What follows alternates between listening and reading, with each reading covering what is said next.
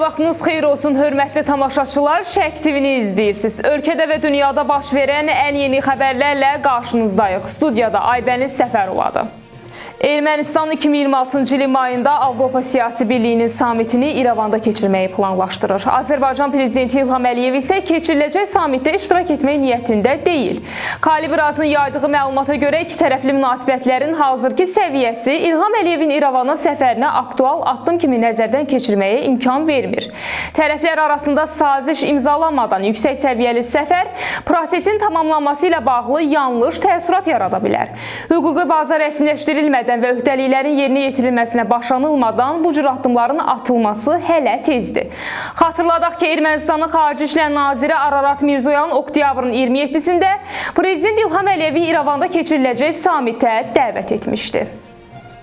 Balakənin icra başçısı vəzifəsindən azad edilib. Prezident İlham Əliyevin sərəncamı ilə Balakən rayon icra hakimiyyətinin başçısı İslam Vahidoğlu Rızayev tutduğu vəzifədən azad olunub.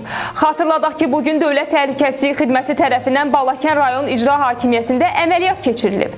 Korrupsiya, hüquq pozmaları və vəzifə cinayətləri ilə bağlı keçirilən əməliyyat çərçivəsində rayonun icra başçısı İslam Rızayev saxlanılıb.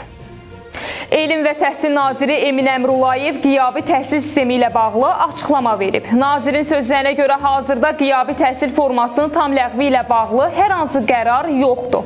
Emin Əmrullayev bildirib ki, son illərdə tədrisin keyfiyyətinin artırılması, praktik bacarıqların gücləndirilməsi və əmək bazarının tələblərinə uyğunluğun təmin edilməsi məqsədi ilə bəzi ixtisaslar, o cümlədən tibb, pedaqogika, mühəndislik, informasiya texnologiyaları və bu kimi digər sahələr üzrə qiyabi təhsil forması mərhələli şəkildə dayandırılıb. Bugün Ermənistan Baş naziri Nikol Paşinyan Parisdə Fransa prezidenti Emmanuel Macronla görüşüb. Ermənistan mətbuatının yaydığı məlumata görə Macron baş naziri Azərbaycanla sülhün qurulması münasibəti ilə təbrik edib. Daha sonra tərəflər Trump layihəsinin həyata keçirilməsinin təfərrüatlarını və Cənubi Qafqazda kommunikasiyaların açılması üçün görülən addımları müzakirə ediblər.